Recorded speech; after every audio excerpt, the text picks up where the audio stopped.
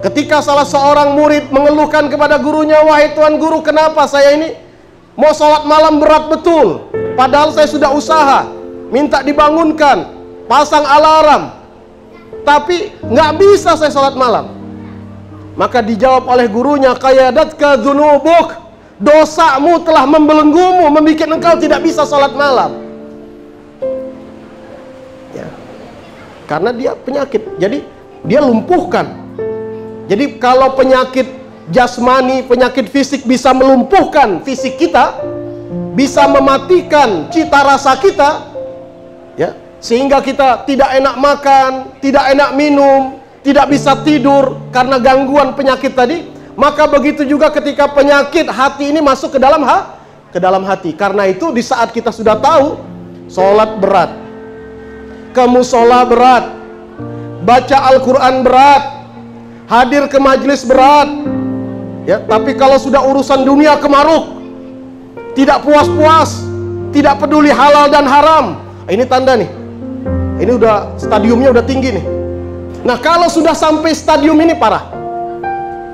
Kalau dia tidak tersadar bahwa dia kena penyakit dan ini terbawa sampai mati, naudzubillah min dzalik. Bahaya ini. Ya. Bahaya ini. Ini yang dikatakan oleh Al-Imam Ibn Ruslan dalam kitab beliau Zubat, ya. Wa inna ab'adan nasi min rabbinar rahimi galbun gasi. Orang yang paling jauh dari rahmatnya Allah adalah orang yang hatinya sudah keras karena dosa-dosanya, berkarat karena maksiatnya, berkarat karena busuknya hatinya. Stadiumnya sudah parah ini. Kalau kanker stadium 4 sudah tidak ada harapan. Ya. Karena dia sudah tidak lagi berpikir tentang akhiratnya, udah masa bodoh. Masuk dalam firman Allah, "Inna ja'alna fi a'naqihim aghlalan fahiya ilal adqani fahum mukmahun." Sudah. Wasawa'un alaihim, ayat berikutnya, wasawa'un alaihim anzartahum am lam tundirhum. Na'udzubillah min dzalik. Ya, dalam surat Al-Baqarah kita baca khatamallahu ala qulubihim wa ala sam'ihim wa ala absarihim ghishab. Walaqad dzara'na li jahannama katsiran minal jinni wal ins. Ini ayat berikutnya.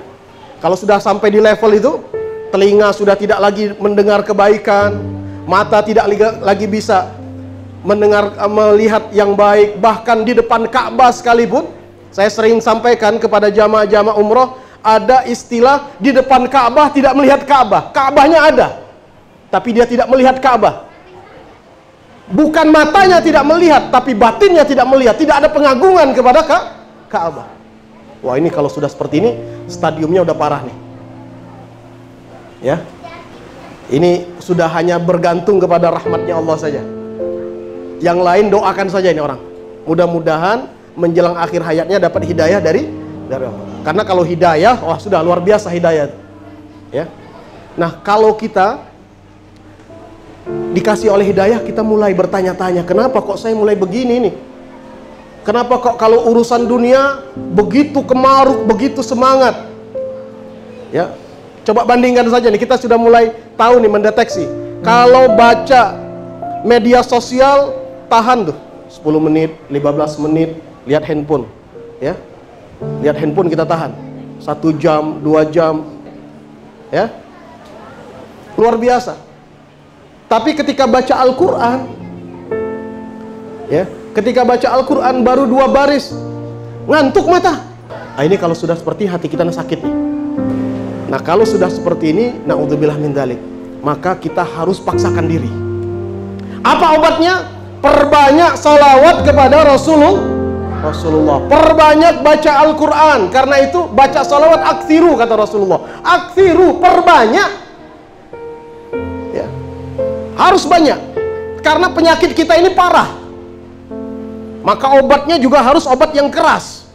Nah, kalau sudah stabil nanti sudah hebat luar biasa. Ya. Supaya kita mengobati hati dulu untuk kita ini. Jadi tahapannya kita ini bukan perbanyak baca salawat saya kepengen mimpi Nabi. Jangan.